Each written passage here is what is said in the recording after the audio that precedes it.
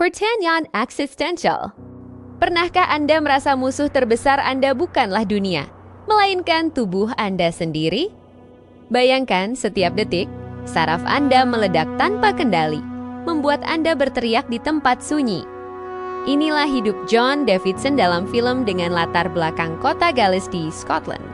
Keluaran tahun 2025, I swear. Namun, hari ini kita tidak akan bicara tentang penyakit. Kita akan bicara tentang sebuah revolusi mental yang disebut self-acceptance. Mengapa bagi John, sembuh bukan lagi tujuan utama? Ia hanya ingin diterima selayaknya manusia. Psikologi kontemporer mengajarkan bahwa penderitaan terdalam muncul bukan dari kondisi fisik kita, melainkan dari perlawanan kita terhadap realitas. John Davidson menghabiskan bertahun mencoba melawan teria hanya untuk merasa semakin hancur. Kenapa? Karena dunia melabelinya sebagai difabel. Tapi John melakukan sesuatu yang radikal. Dia berhenti membenci dirinya. Dia mulai mempraktikkan self-appreciation.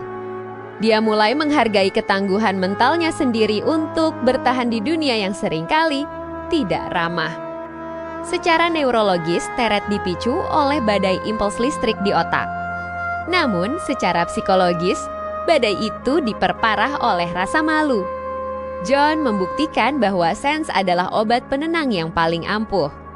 Saat dia berhenti merasa salah karena berbeda dengan orang lain, level stresnya menurun. Ini adalah pesan bagi kita semua, kita tidak perlu menjadi normal untuk merasa hebat. John bukan pahlawan karena dia berhenti latah dan berteriak. Dia pahlawan karena dia berhenti merasa malu atas latah serta teriakannya. This is the real peak of human development. Namun, penerimaan diri tidak lahir begitu saja. Disinilah peran penting konsep menghargai orang lain sebagai manusia seutuhnya. Kehadiran Dati dan Thomas dalam hidup John adalah katalisator. Mereka tidak melihat penyakit mental dalam diri John, mereka melihat potensi. Dukungan mereka bukan sekadar empati, tapi pengakuan atas hak asasi manusia.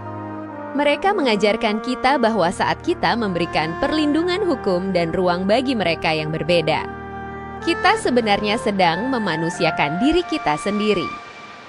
John berkembang optimal karena dia dikelilingi oleh orang yang memilih untuk melihat dirinya yang asli, melampaui ticsnya. Kisah John Davidson adalah pengingat bahwa pahlawan sejati adalah mereka yang berani berdamai dengan kekurangannya.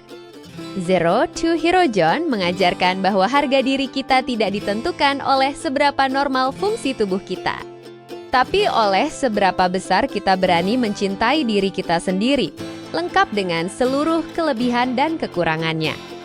Self-appreciation bukanlah tentang merasa sempurna, tapi tentang merasa cukup dengan segala ketidaksempurnaan kita. Sekarang, saya ingin bertanya pada Anda, bagian mana dari diri Anda yang paling sulit Anda terima sampai saat ini? Klik like jika cerita John ini menyentuh hati Anda, dan subscribe untuk bedah film-film penuh insight lainnya.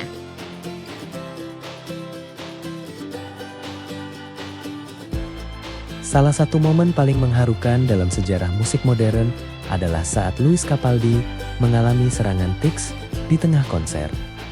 Apa yang terjadi? Penonton tidak mengejek. Mereka tidak pergi.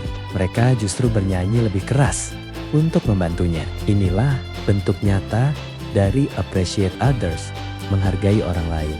Masyarakat modern mulai belajar bahwa empati bukan berarti mengasihani, tapi memberikan ruang bagi seseorang untuk tetap bersinar meski dalam kondisi paling rapuh. Louis menunjukkan self-appreciation yang luar biasa dengan berani jujur tentang kondisinya, dan dunia menyambutnya dengan cinta.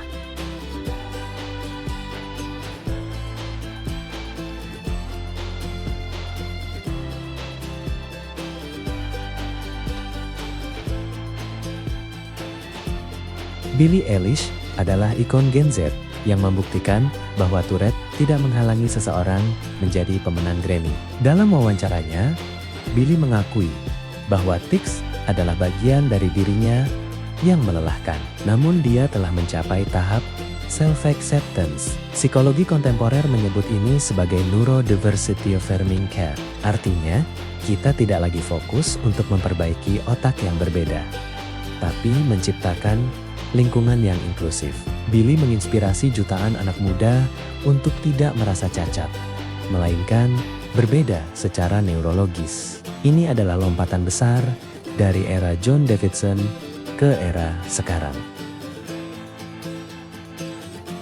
Di TikTok, kreator seperti Bailon Dupri menunjukkan keseharian mereka dengan Tourette secara mentah dan jujur. Mereka menggunakan self-appreciation sebagai tameng melawan cyberbullying.